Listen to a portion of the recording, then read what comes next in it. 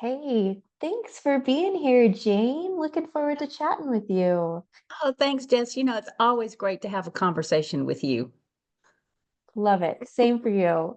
Yes. So I want to talk about, man, this is just when I think of Jane, my favorite thing is this idea of the positive interrupter. I love it so much. So, can you just introduce, first of all, the concept of positive interruption and how that kind of came about for you? Sure. The concept is it's creating a positive interruption to help our brain stop, pause, and think. It doesn't mean that everything about life is positive, but when I say positive interruption, it's pleasant to stop our brain as opposed to a whack on the side of the head to stop our brain.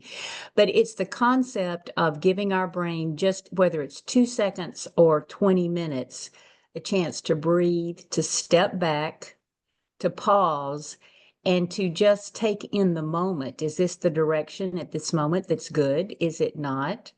And it can be anywhere, Jess, from being refreshed enough to step back into the chaos, whatever that moment of life is, or to redirect, or to think, this is no longer serving me. What can I do about it? Mhm. And we all need positive interruptions. And I try to create that for people, just Jane, wise. That's just part of my nature. But also, that's kind of an undercurrent with how I work with people, Mhm. just because we all have those things inside of us that we either forget about or we don't know we have. Mhm. And when we have a positive interruption, we have a chance to say, oh, I knew that. I can do that.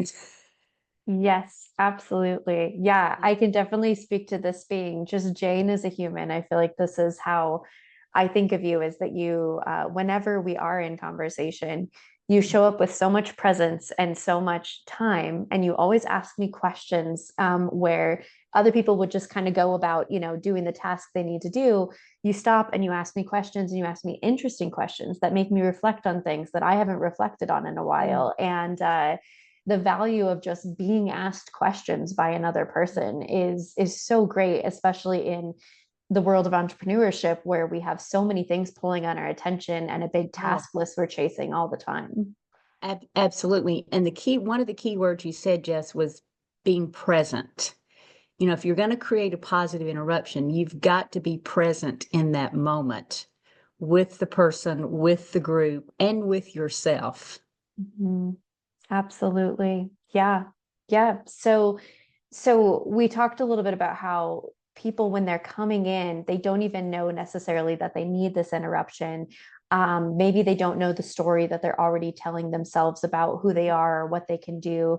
Tell me a little bit about this transformation that you see when people are coming in not knowing they need this and then they have the interruption. What does that give room for?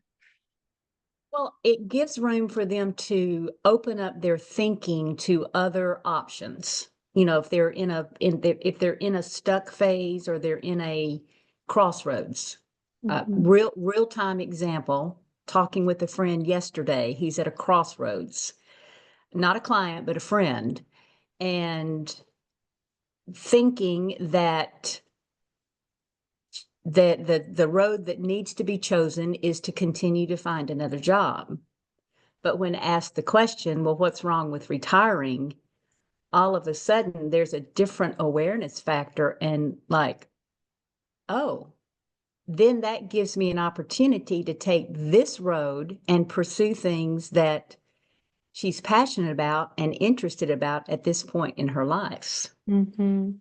So that's just an example of what it can create with people. Another example is it can, when they realize they have something within them that they had either forgotten about it or didn't realize it because they had never had a positive interruption about it, it often can just create a sense of empowerment. They're sitting up straighter, they're standing up straighter. It's their whole body language changes when they have Mhm. that momentarily realization, which, Yeah. as you know, then leads to a ripple effect of other ways that it can impact them.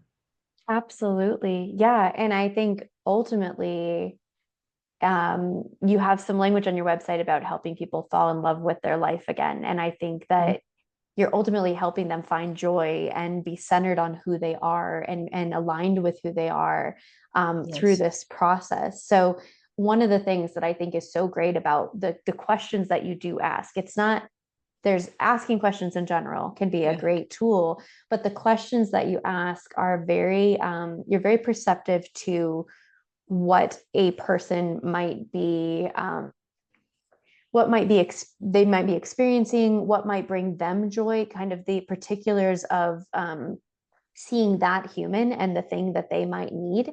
And so your questions are shaped in a way, like asking that person about retirement is Yes. a great example. It shows a very custom question that comes out of Mhm. that presence and awareness of who they are. Yes. Thank you for that. Which brings to mind when people again are at a crossroads, sometimes I'll ask the question, how does this align with your core values? Mm-hmm. Now, sometimes they're taken back by that because A, they've never thought about their core values and who they are, or or they're realizing this may or may not align with my core values. So you see how Mm-hmm. that opens up the brain, of the perspective and the filters to then probe themselves about, okay, how does this align or not? What steps do I need to take or not take? Mm-hmm. And Yeah. isn't that rediscovering and realigning sometimes when we get out of alignment is recognizing it back in line with who we are and our core values. Mm-hmm. Yeah. And then that opens up, like you said, a whole different world when we're doing life, when we're doing business in a way that aligns with our Yes, values and the life that we want to yes, create. Yeah. yes, exactly. There are, I call it my fives, but what my core values are, I used an acronym, and I'm very clear about those and have been for years. And regardless of the season of life I'm in or the time of life, I've not veered from those. Now they may Mm-hmm. show up a little differently, but the values are the same and the principles are the same. And I'm not willing to compromise on those. I'm not willing to settle. That's just not, who I am. And that can serve a person well for a strength point and an anchor point when different aspects of life come our way that may blow us and want to throw us way off course. Yeah, You can relate to that. absolutely. Yeah. Yes. That makes a lot of sense. Yeah. Yes. So would you have just kind of some quick things that would come to mind, some questions or maybe an exercise that people could do themselves to kind of create their own positive interruption and break into this idea if they're listening to this and intrigued? Sure. Let me pick. No.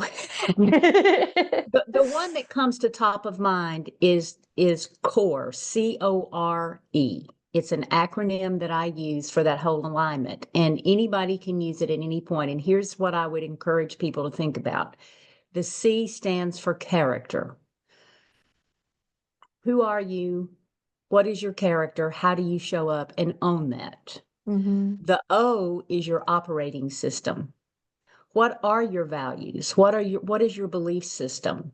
What what makes you run your engine, kind of like our computers. Hmm. It has a core systems that make it function and run. So what is your operating system? The R is about relationships, and this is often the trickiest for some people. Think about the relationships and how you're connected with people. Are they healthy or are they unhealthy? Are they contributing to your life or are they sucking life out of you? Hmm. And and then make decisions accordingly.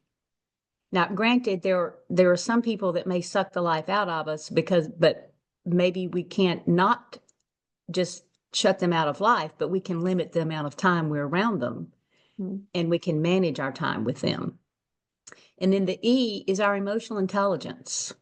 So anybody can be aware of their emotional intelligence, taking the data that our emotions are, are evoked. What is that data telling us? And then how do we use that data and information? Now, whether you do that formally with an EQ assessment or whether you do it informally, but the key is what are your emotions and thoughts telling you about that moment in that time? Good, bad, or ugly, all of the above. And then that helps you move whatever you're feeling to the front part of our brain, the frontal lobe, then we can make an informed, rational decision. Mm-hmm. So core, C-O-R-E, your character, your operating system, your relationships, and your emotional intelligence. Mm-hmm. Yeah. Take a core audit. Okay, so we're going to stop, pause, and think about our core audit. Yes, very That's good. great. You got it. And see Uh, how little time that took? yeah, absolutely. No, I think it is just so valuable to take a minute to stop and pause and think. I think that's so great. And I love that you get to be a positive interrupter for people Yeah. in your life and in your work to be Yeah. able to bring that to them. Yes. Well, thank you. Yeah, I'm passionate and I'm engaging my gifts and skills and doing, what I love to do. that's great. Well, thank you so much for your time today, Jane. Well, thank you, Jess. It's a pleasure, and stop pausing and thinking, because you too can be a positive interrupter for other people. But